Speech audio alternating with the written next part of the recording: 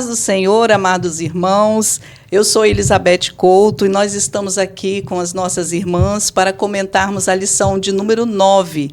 Vou pedir às nossas irmãs para se apresentar. Eu sou a irmã Fernanda. Eu sou a irmã Daniele. Eu sou a irmã Flávia. E nós vamos estudar neste dia a lição de número 9 com o tema Quem é o Espírito Santo? Qual é a sua expectativa para a nossa aula de hoje, para essa aula de hoje? Nós estamos reestudando a revista da CPAD com o tema Em Defesa da Fé, combatendo as antigas heresias que se apresentam com nova aparência. Nós somos aqui da Assembleia de Deus, Marcas do Evangelho, nós ficamos situados aqui em Campo Grande, Cariacica, Espírito Santo, no Brasil. E você que está nos assistindo, coloca seu nome aí no chat, curta essa aula, compartilhe. Você que ainda não é inscrito no nosso canal, você se inscreve aí, faça um comentário. Você que está assistindo de outro lugar, diga aí de qual localidade você está nos assistindo. É uma bênção ter você aqui neste dia participando conosco. Nós vamos iniciar com uma oração. Senhor Deus, muito obrigado por estarmos aqui mais um dia para aprendermos mais da Tua Palavra. Em nome de Jesus, envia o Teu Espírito Santo para que possamos guardar em nossos corações tudo que vai ser falado nesse dia. Em nome de Jesus. Amém. Amém.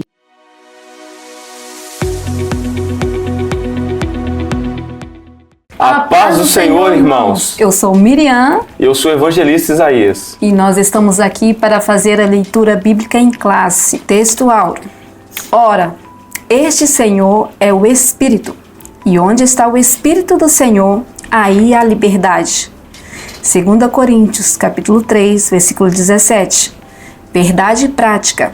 É necessário primeiro conhecer a verdadeira identidade do Espírito Santo, à luz da Bíblia, para então poder defendê-la. O nosso texto bíblico se encontra no Evangelho de João, no capítulo 14, versículo 16 e 17, e o versículo 26, e no capítulo 16, do versículo 17 ao 14. E eu rogarei ao Pai, e Ele vos dará outro Consolador, para que fique convosco para sempre, o Espírito da verdade, que o mundo não pode receber, porque não o vê, nem o conhece. Mas vós o conheceis, porque habita convosco e estará em vós. Mas aquele Consolador, o Espírito Santo, que o Pai enviará em meu nome, vos ensinará todas as coisas, e vos fará lembrar de tudo quanto vos tenho dito. Todavia, digo-vos a verdade, que vos convém que eu vá, porque se eu não for, o Consolador não virá a vós, mas se eu for, enviá-lo-ei. E quando ele vier, convencerá o mundo do pecado, da justiça e do juízo. Do pecado, porque não crê em mim. Da justiça, porque vou para meu Pai, e não me vereis mais. E do juízo, porque já o príncipe deste mundo está julgado. Ainda tenho muito que vos dizer, mas vós não o podeis suportar agora. Mas quando vier aquele Espírito da verdade, ele vos guiará em toda a verdade, porque não falará de si mesmo, mas dirá tudo o que tiver ouvido e vos anunciará o que há de vir. Ele me glorificará, porque há de receber do que é meu e vou-lo há de anunciar. Essa foi a nossa leitura bíblica em classe. Voltemos com os professores. Amém.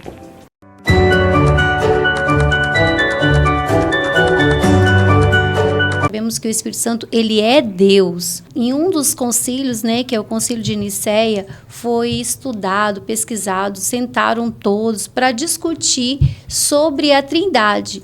Mas devido a vários assuntos do século 3 e 4 que precisavam também ser discutidos, ficou bem esclarecido a deidade do Pai e do Filho.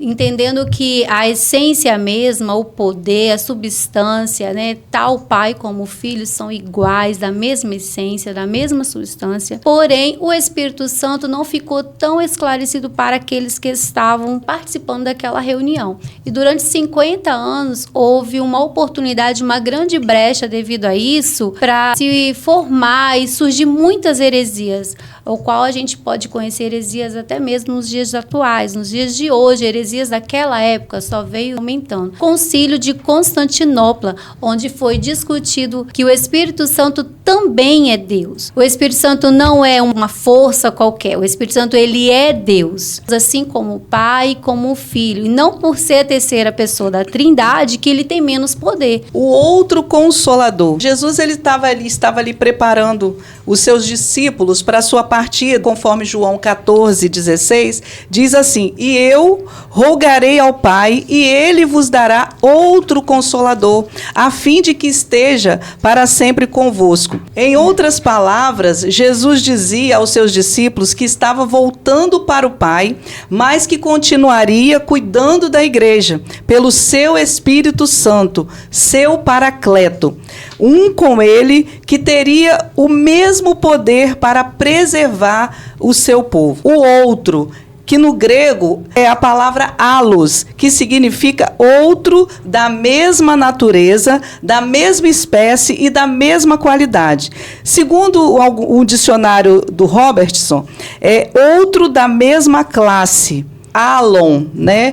Não heteron, como alguns identificam como essa palavra. Se fosse o heteron ou heteron, seria uma força ativa, uma força impessoal, e a palavra correta para outro no grego seria allos, que nós estamos estudando, confirmando que é outro. O dicionário Vini afirma que essa palavra grega, allos, ela expressa uma diferença numérica e denota outro do mesmo tipo. O termo héteros, então, expressa uma diferença qualitativa e denota outro de tipo diferente.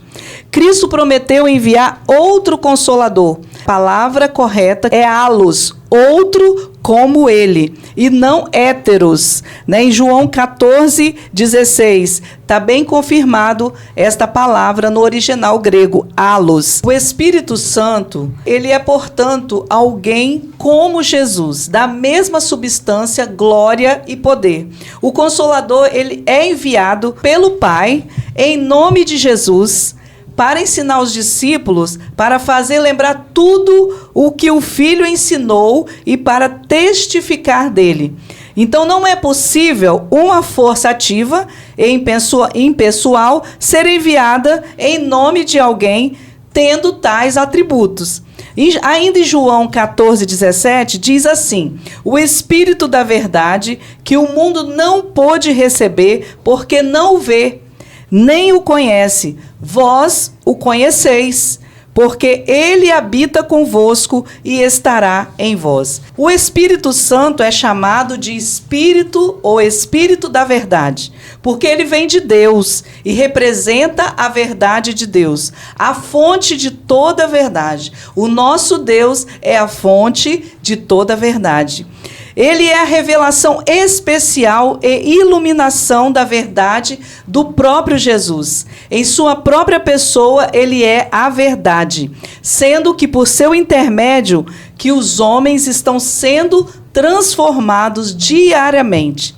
Ainda em 2 Coríntios 3:18, diz o seguinte: e todos nós, com o rosto desvendado, contemplando como por espelho a glória do Senhor, somos transformados de glória em glória na sua própria imagem, como pelo Senhor, o Espírito.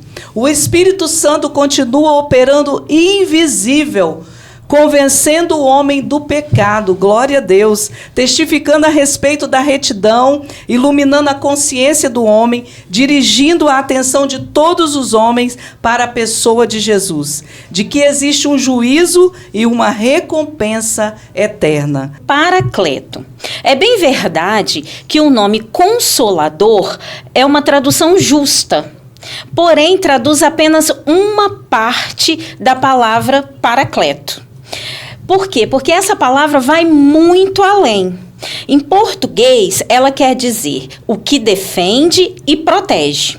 No grego, ela quer dizer, a preposição para significa ao lado de, mais o verbo kaleo, que significa chamar e convocar. O sentido é alguém que é chamado para ficar ao lado de outra pessoa com o objetivo de ajudá-la, defendê-la, advogar, interceder, auxiliar, ensinar, dentre tantas outras. A palavra paracleto é tão completa que é extremamente difícil transmitir todo o seu significado a vocês. Em João 14:16, que é o versículo da nossa leitura bíblica, deixa claro que Jesus disse que o outro paracleto seria enviado. Para haver outro paracleto, é preciso que haja um primeiro.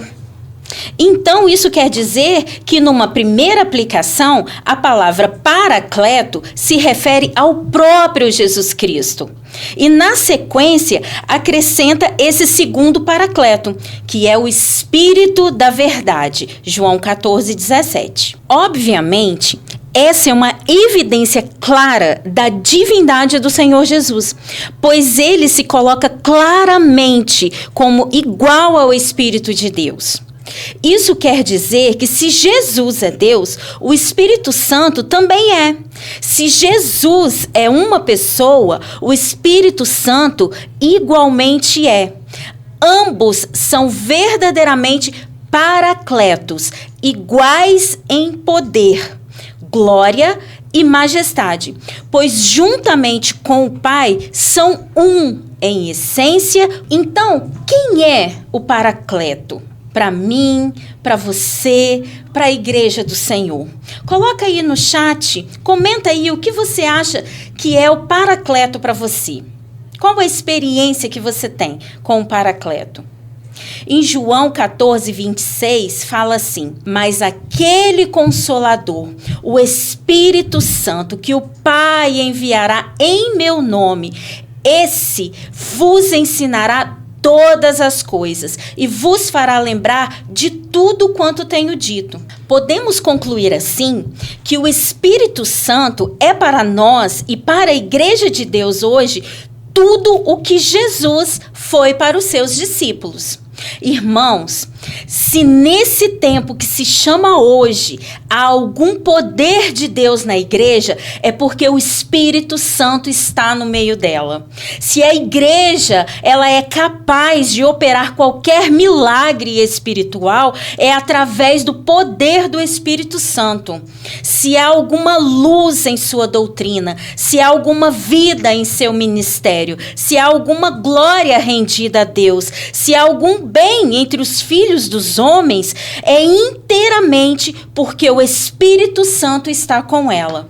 Lucas 17, versículo 5, os discípulos pediram: aumenta a nossa fé. E se essa, irmãos, é a nossa dificuldade, se essa é a nossa necessidade, nós precisamos ser humildes e pedir ao Espírito Santo: Espírito Santo, aumenta a minha fé. Ele habita, irmãos, dentro de nós e nós não podemos ignorar isso. Precisamos pedir que Ele nos ensine, que Ele nos capacite para cumprirmos o propósito de Deus. Quando do nosso sofrimento, que Ele nos sustente. Nas adversidades, que Ele desça com o espírito de sabedoria. Em tudo quanto fizermos na obra de Deus, precisamos colocar o Espírito Santo totalmente à frente e sermos exclusivamente dependentes dele. Assim como os discípulos testemunharam de Jesus Cristo, o Espírito Santo fará a igreja também testemunhar. No Antigo Testamento, ele aparece de forma mais seletiva e temporária, mas ele se manifestava em certas pessoas, como profetas, sacerdotes, reis, juízes. Era conhecido como o Espírito Santo de Deus e Espírito do Senhor. Podemos ver dois exemplos na Bíblia, no Antigo Testamento, em que o Espírito Santo do rei Saul, ele se apartou quando ele pecou, e do rei Davi, quando pecou, ele logo clamou ao Senhor: Senhor, não afaste de mim o teu Espírito. Ele se arrependeu do que tinha feito e clamou incessantemente para que Deus não retirasse o Espírito. Por isso ele foi um homem segundo o coração de Deus, porque ele priorizava a presença do Senhor na vida dele. No Novo Testamento, logo após a ascensão de Jesus, o Espírito Santo desce, que ele foi enviado para nos ajudar a crescer na graça, a compreender o caminho do Senhor, a entender a verdade e seguir os ensinamentos de Jesus. Se quisermos, irmãos, experimentar a presença de Deus e ajudar os outros a seguir a Jesus, precisamos nos render ao Espírito Santo e deixá-lo nos guiar. A partir de agora, o Espírito Santo, ele habita dentro de nós. A partir do momento em que aceitamos a Jesus, ele habita dentro de nós. Ele conhece todos os nossos pensamentos, sentimentos, sabe das nossas atitudes, das nossas dificuldades. Sim, ele será o nosso advogado e pleiteará por nós. O Espírito Santo é quem nos faz reconhecer que pecamos, nos faz confessar, nos ajuda a nos santificarmos todos os dias. O Espírito Santo é o defensor da nossa alma, da nossa dignidade de filho de Deus. Precisamos permitir ser defendido por Ele, protegido, guiado. O Espírito Santo nos defende do ataque do maligno. Ele guia as nossas decisões, ajuda a discernir e entender a verdade e testificar de Deus e de Jesus. O Espírito Santo também é o nosso intercessor.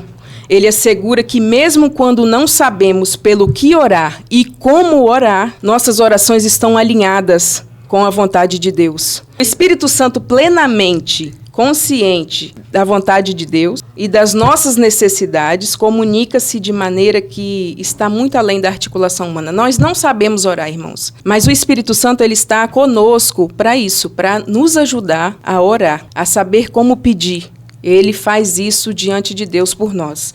E precisamos confiar na intercessão perfeita do Espírito Santo e se aproximar com oração, com humildade e dependência de Deus. Ter uma boa compreensão doutrinária a respeito da natureza do Espírito Santo é fundamental para o cultivo de uma vida dependente de Deus. E agora nós vamos passar a ouvir, o que o nosso pastor vai nos ensinar acerca das heresias antigas e as novas heresias. Olá, queridos, vamos pensar um pouco como surgiu as heresias relacionadas ao Espírito Santo. Até o século III da era cristã, nenhuma ênfase havia sido dada equivocada sobre a pessoa do Espírito Santo. O diabo apontou todas as suas armas unicamente na pessoa de Jesus Cristo, porque se o diabo conseguisse desconfigurar o entendimento sobre a pessoa de Jesus, isso destruiria a nossa fé moderna. Hoje, nós estaríamos crendo de forma errada e todos nós estaríamos condenados, fadados ao fracasso, porque a verdadeira fé foi perdida. Mas Deus usou os pais apostólicos para que isso não acontecesse. Então, depois do Concílio de Nicéia, em 325, é que começaram a levantar as primeiras conclusões erradas sobre o Espírito Santo. Não podia ser diferente. Ário, que errou sobre Jesus Cristo, como ele desconstrói a Trindade, já que ele rebate a questão da divindade de Jesus, então ele vai dizer que o Espírito Santo é uma criação de Jesus. Ele vai dizer que a coisa mais importante que Jesus criou é a pessoa do Espírito Santo. Veja que loucura! Era como se o Pai houvesse criado Jesus e Jesus houvesse criado o Espírito Santo. Isso é uma loucura que as pessoas inventaram, já que as três pessoas aparecem desde o começo da Bíblia. As Escrituras já apresentam Deus como um ser plural. A primeira palavra que aparece sobre Deus está em Gênesis 1:1. No princípio, Deus criou. A expressão hebraica é Bereshit bara Elohim. A palavra Elohim está no plural, dizendo que esse Deus é um Deus plural que está criando todas as coisas. Você vê o Espírito Santo pairando sobre a face das águas, ele já é chamado de o Espírito de Deus. Você vê a Trindade conversando, desçamos e façamos o homem à nossa imagem. Ou seja, assim que as Escrituras descortina a pessoa de Deus, ele aparece como um ser plural. Então, a Trindade, o Pai, o Filho, o Espírito Santo são co-substanciais, são co-eternos e eles são pessoas separadas, distintas, mas prefazem um só Deus. Então, Essa é a primeira vez que os arianos vão questionar se o Espírito Santo é ou não divino e começam a errar sobre isso. Nós temos os tropicianos que ensinavam que o Espírito Santo é uma figura de linguagem, é uma metáfora, era um sentido figurado, ele não era uma pessoa real. E o bispo de Alexandria, Atanásio, que foi o assistente do bispo Alexandre na refutação de Ário, ele mesmo vai refutar também a doutrina ariana, como também a doutrina desse pessoal, e vai mostrar as mentiras relacionadas à sua doutrina, porque o Espírito Santo é uma pessoa divina. O outro são os pneumatomacianos, que também ensinava que o Espírito Santo não era Deus. O grande Basílio de Cesareia, que já havia sido dessa heresia, aprendeu a verdade da Trindade estudando as Escrituras e se tornou o principal refutador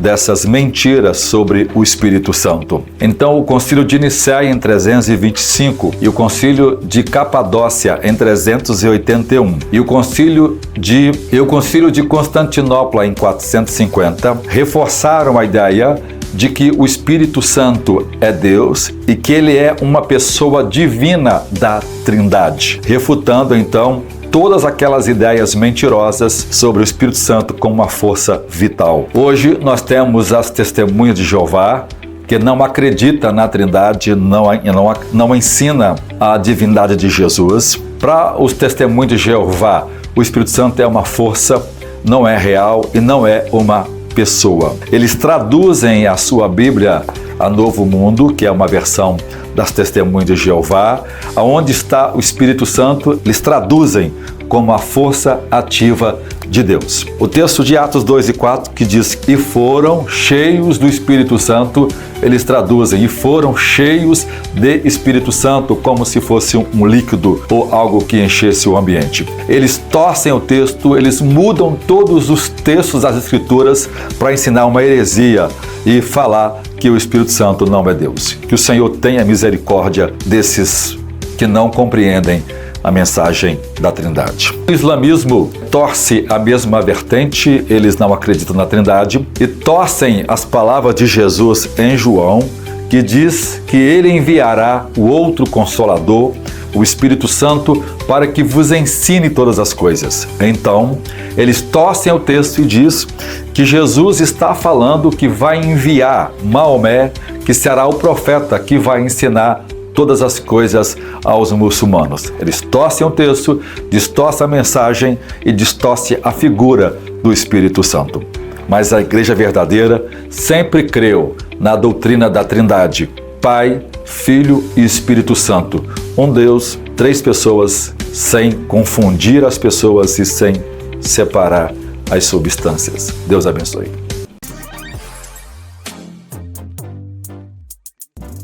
Falando sobre o Espírito Santo, sobre a sua deidade, atributos e obras. Sua deidade, nós não temos dúvida que o Espírito Santo, ele é Deus. Não é uma parte da divindade, mas sim Deus em toda a sua plenitude.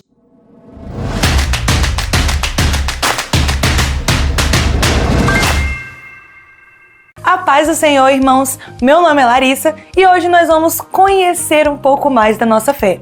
A temática do dia é Cremos no Espírito Santo. Nós cremos, professamos e ensinamos que o Espírito Santo é a terceira pessoa da Santíssima Trindade. Deus igual ao Pai e ao Filho, conforme descrito em Mateus 28:19, que diz: portanto, ide e ensinai a todas as nações, batizando-os em nome do Pai, do Filho e do Espírito Santo. O Espírito Santo é da mesma substância, da mesma espécie, da mesma glória e do mesmo poder do Pai e do Filho, pois é chamado do outro Consolador, segundo João 14,16, que diz: e eu rogarei ao Pai, e ele vos dará um outro Consolador, para que fique convosco para todo sempre. O Espírito Santo não é uma parte da divindade, mas sim, ele é Deus em toda a sua plenitude. E por isso mesmo é incriado, autoexistente e autônomo, como havia declarado o credo de Atanásio,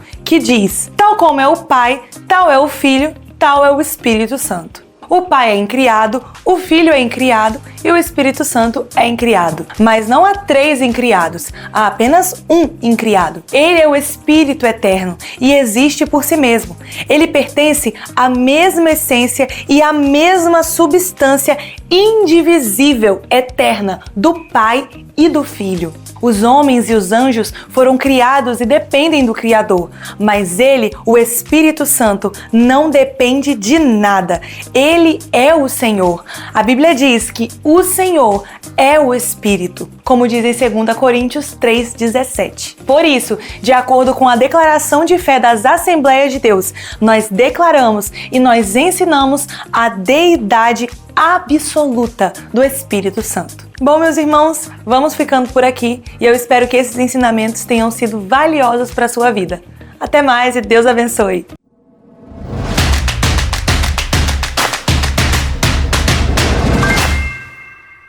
A divindade do Espírito Santo, ela é revelada na Bíblia e sua personalidade, seus atributos, suas obras. As Escrituras Sagradas, elas revelam a identidade do Espírito Santo, sua deidade absoluta, sua consubstancialidade com o Pai e com o Filho, como terceira pessoa da Trindade, suas obras no contexto histórico salvífica. A abundância de detalhes na Bíblia.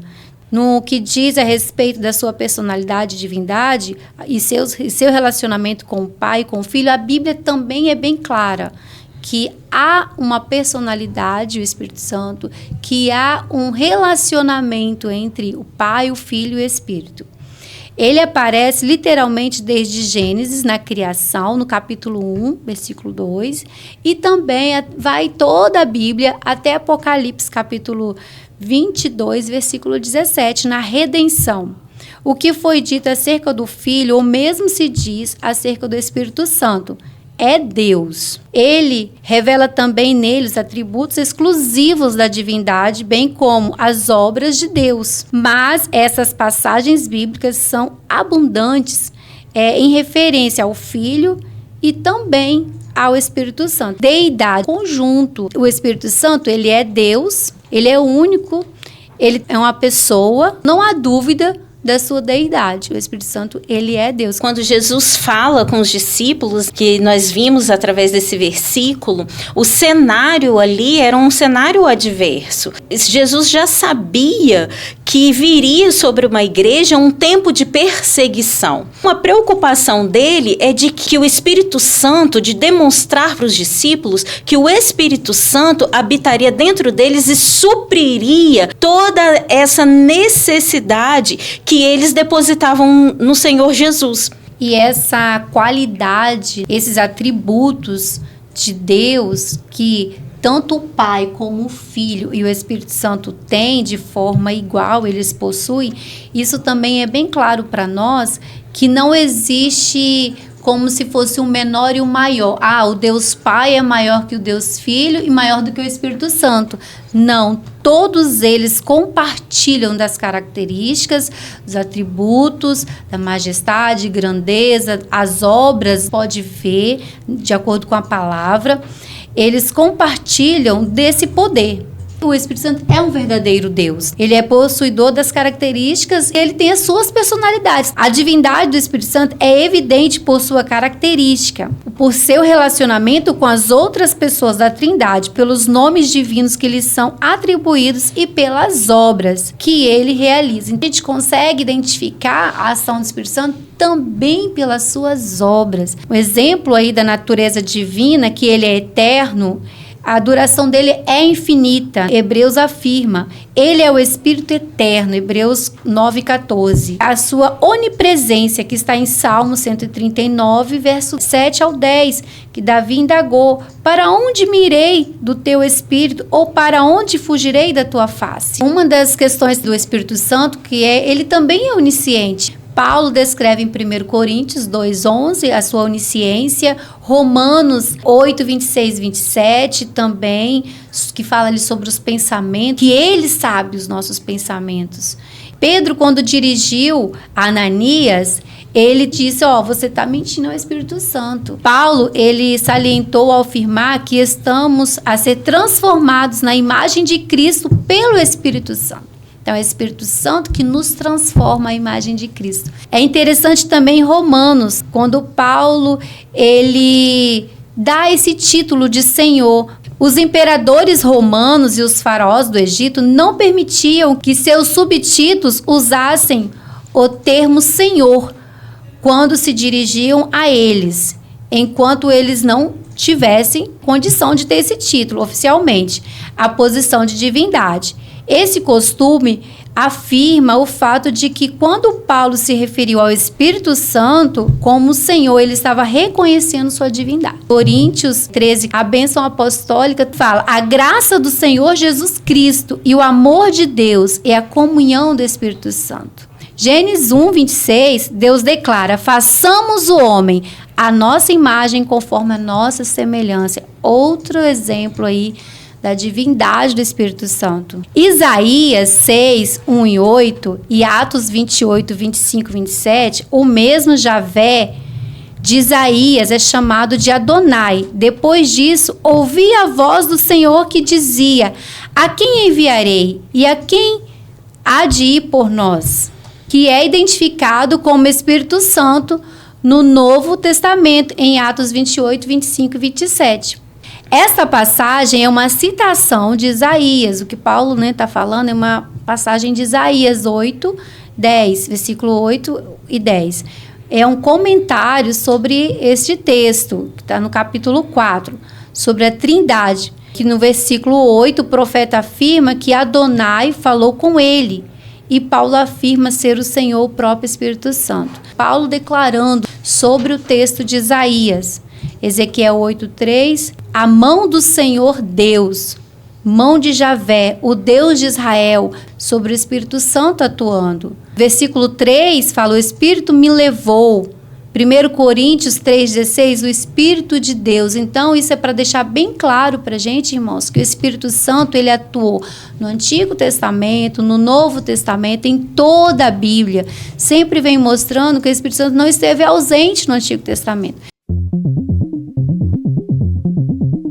A paz do Senhor, irmãos! Meu nome é Emily e estamos aqui para o momento do Você Sabia? O termo hebraico para Espírito Santo é Ruá, que segundo os dicionários e léxicos significa vento, sopro, espírito, espírito de uma pessoa e mente, e mais uma ampla gama de sentidos. A expressão hebraica Ruá Elohim, Espírito de Deus, a Septuaginta traduziu Ruá pela palavra grega pneuma, de mesmo significado. Pneumatologia é a doutrina que estuda o Espírito Santo. O Espírito Santo é a terceira pessoa da Trindade. Aparece como Deus no Antigo Testamento, atuando na criação dos céus, da terra e do ser humano. O Espírito de Deus me fez e a inspiração do Todo-Poderoso me deu a vida, inspirando os profetas. Porque a profecia nunca foi produzida por vontade de homem algum, mas os homens de Deus falaram inspirados pelo Espírito Santo. O Novo Testamento registra o início da dispensação da plenitude do Espírito. E esse novo tempo começou com a descida do Espírito Santo no dia de Pentecostes. E essa descida do Espírito Santo foi para que ele ficasse conosco para sempre. Foi promessa de Jesus para a dispensação da igreja.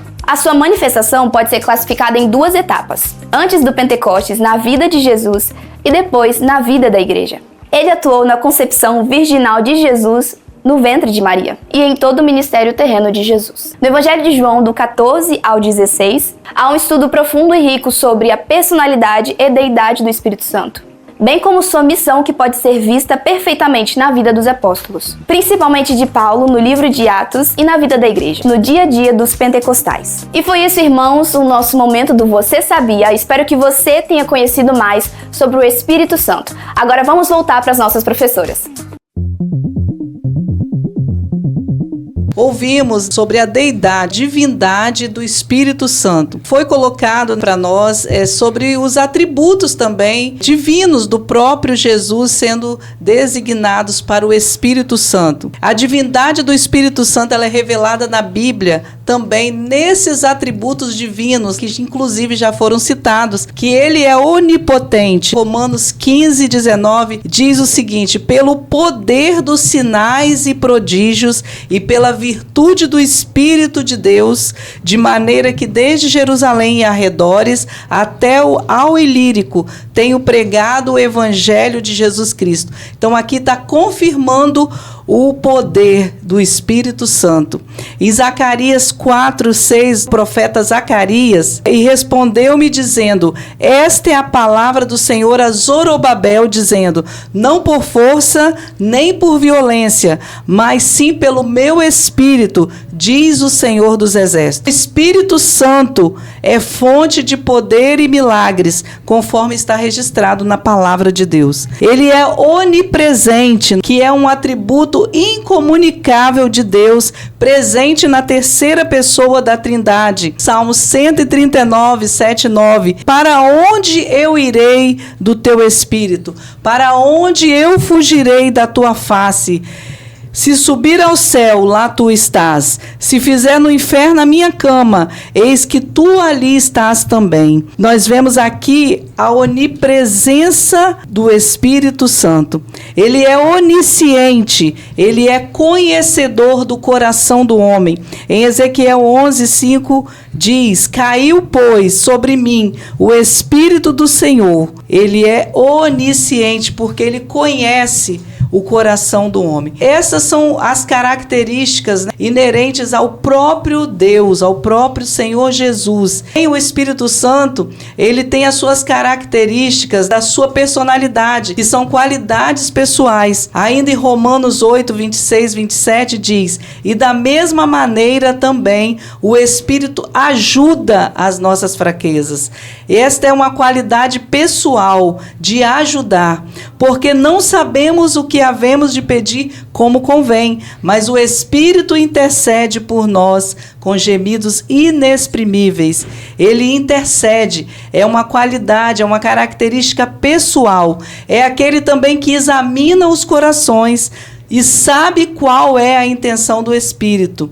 Ele conhece todas as coisas, até as profundezas de Deus. Em 1 Coríntios 2, 10, 11 diz: mas Deus nolas revelou pelo seu Espírito. Ele conhece o coração do homem. Ele é conhecedor do futuro. Lucas 2, 23, 26. Simeão, que era um homem justo e temente ao Deus. E aí diz que ele foi revelado pelo Espírito Santo, que ele não morreria antes de ver o Cristo, o Salvador, o Senhor. Em Lucas 2, 27, 28, Jesus, no colo dos seus pais, entrando ali no templo, Simeão pega Jesus nos seus braços e no 30 ele declara que os olhos deles estavam vendo o Salvador. Ele é o Espírito Santo, ele é conhecedor do futuro. Irmãos, nós vamos estudar sobre as obras do Espírito Santo. Em João, no capítulo 14, versículo 20, naquele dia vocês saberão que eu estou em meu Pai, que vocês estão em mim e que eu estou com vocês. No momento em que aceitamos a Jesus como nosso Salvador, nós recebemos o Espírito Santo. Nesse momento, o Espírito Santo passa a habitar em nós. Somente o Espírito Santo é que pode convencer o homem do pecado, da justiça e do juízo, constrangendo a receber Jesus Cristo como Salvador e Redentor. Estar cheio do Espírito Santo é um processo contínuo na vida cristã. Após a nossa conversão, o Espírito Santo começa suas obras de transformação, mudança de mentalidade e também a produzir o fruto do Espírito. O Espírito Santo também nos santifica através das experiências reais e pessoais com Deus. Só que a partir daí surge uma outra necessidade, que é a necessidade do revestimento do poder de Deus, que vem nos batizar no Espírito Santo. Esse revestimento tem a finalidade de preparar o servo do Senhor para suportar as tribulações da vida cristã.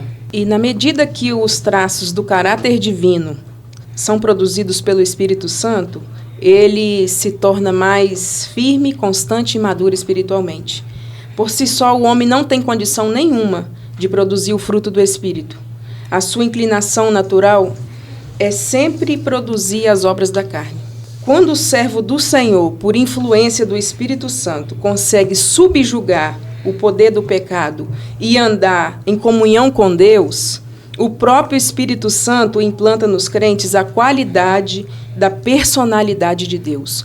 Em Gálatas 5:22 está o versículo que fala sobre o fruto do Espírito, que são 9 virtudes, que é o amor, a alegria, a paz, longanimidade, benignidade, bondade, fé, mansidão e domínio próprio. Nós, cristãos, temos que ter o fruto do Espírito, os 9. Amor, do mesmo jeito que tem a alegria, a paz e as outras virtudes. A gente não pode ficar faltoso em nenhum deles, ter um mais, um menos.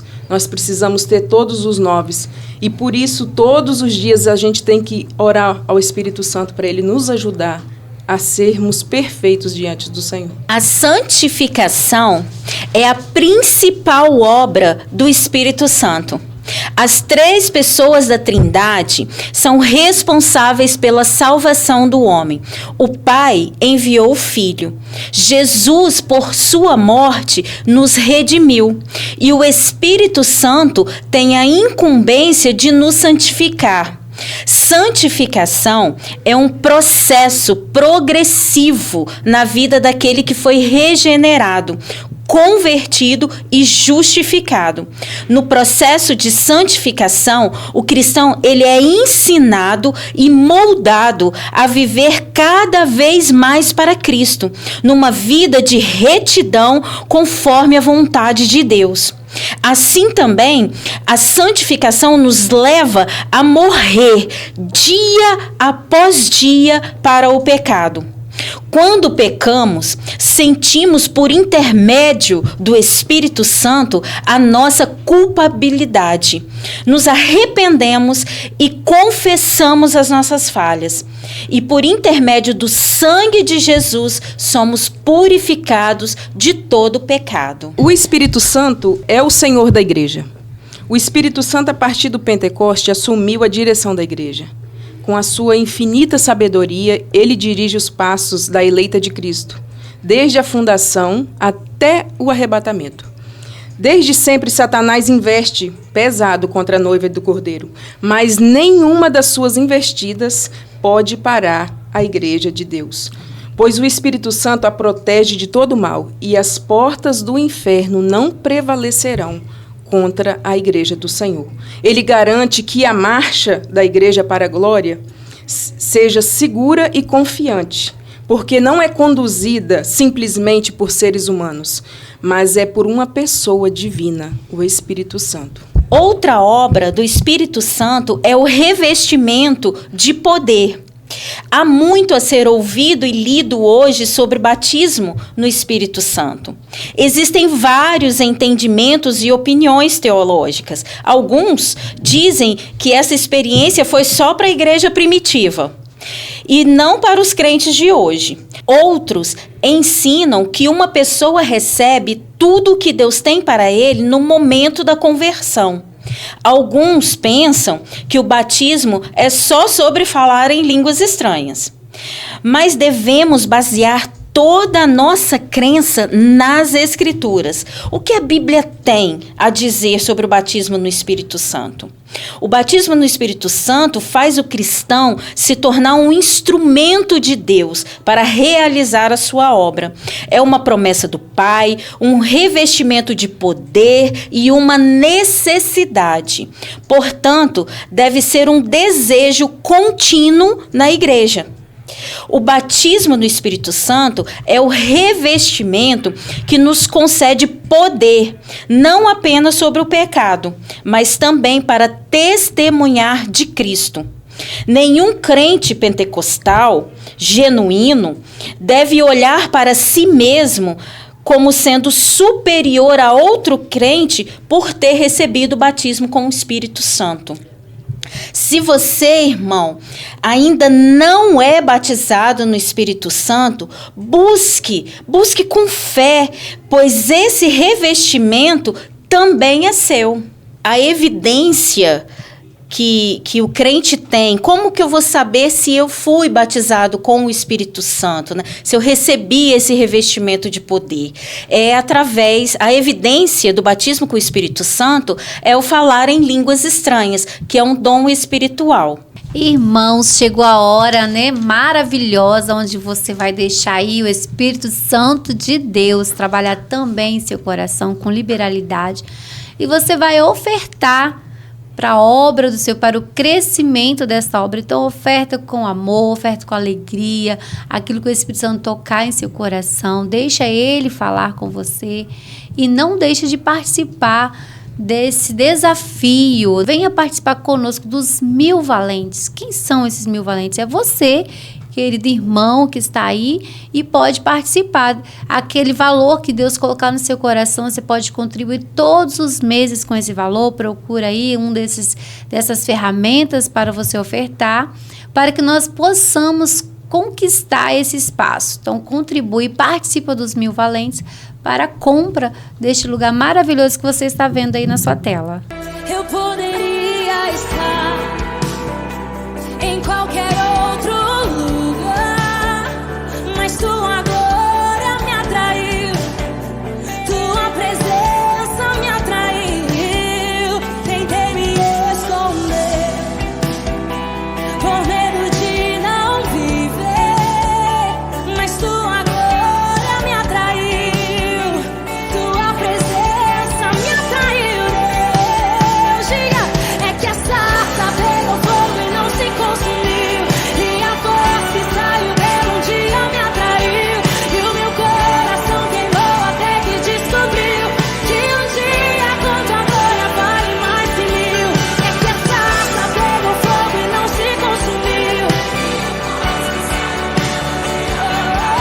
e o meu coração queimou até que descobriu que um dia com tua glória,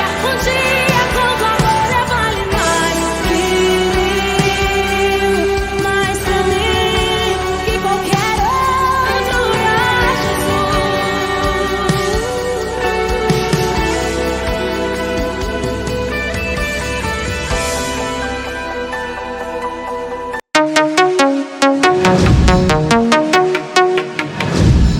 E agora, irmãos, vamos para o nosso momento de perguntas e respostas, onde você terá oportunidade de verificar se você conseguiu aprender todo o conteúdo proposto nessa lição. Pergunta de número 1, vamos lá. Qual é o significado do termo grego Parakletos, usado por Jesus, e em quais contextos ele é aplicado no Novo Testamento? Alternativa A, significa ajudante e é usado apenas nos evangelhos.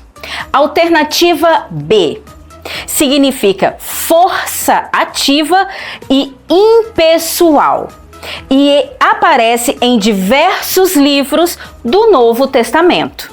Alternativa C, significa defensor, advogado, intercessor, auxiliador e refere-se tanto ao Espírito Santo quanto a Jesus.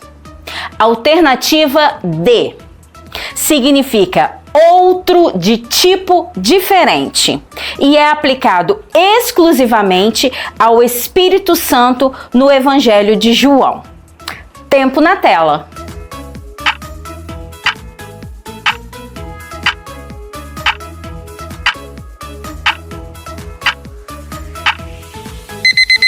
Acabou o tempo, irmãos. A alternativa correta é a letra C, que significa defensor, advogado, intercessor, auxiliador e refere-se tanto ao Espírito Santo quanto a Jesus. Vamos à pergunta agora número 2. Em relação à sua divindade, como o Espírito Santo é identificado?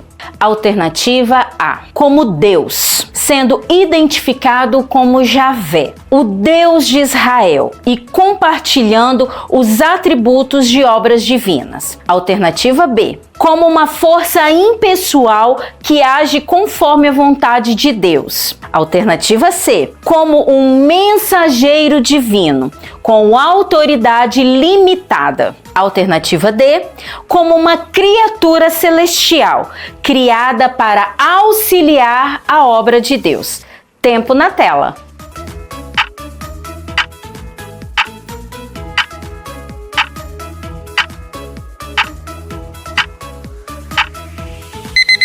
Encerrado o tempo, a alternativa correta é a alternativa A, como Deus, sendo identificado como Javé, o Deus de Israel, e compartilhando os atributos e as obras divinas. Pergunta de número 3. Quais as alternativas abaixo descrevem corretamente os atributos ou obras do Espírito Santo conforme revelado na Bíblia Sagrada? Alternativa A. O Espírito Santo é apenas um poder ou força impessoal que atua na criação e nos milagres. Alternativa B. O Espírito Santo é onipotente, onisciente e onipresente e guia o povo de Deus, além de ser o distribuidor dos dons espirituais. Letra C. O Espírito Santo não está presente em toda parte e só é convocado pelos fiéis. Letra D. O Espírito Santo é um ser criado que começou a existir no Concílio de Nicéia, em 325. Tempo na tela.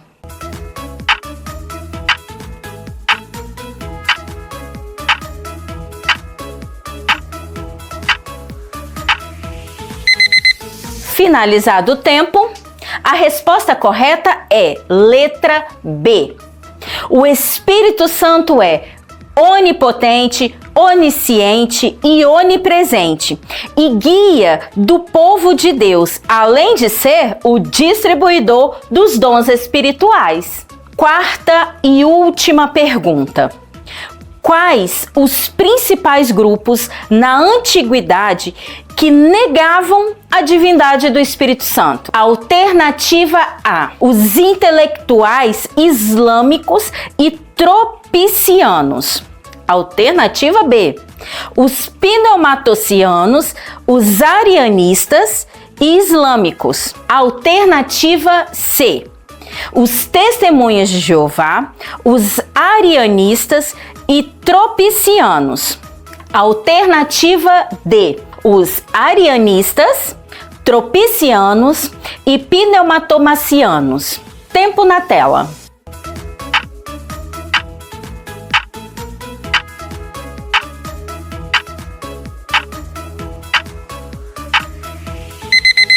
Tempo encerrado. Se você respondeu a alternativa D, os arianistas, tropicianos e pneumatomacianos, você acertou. E esse foi o nosso momento perguntas e respostas. Agora, nós vamos voltar para a conclusão da nossa aula.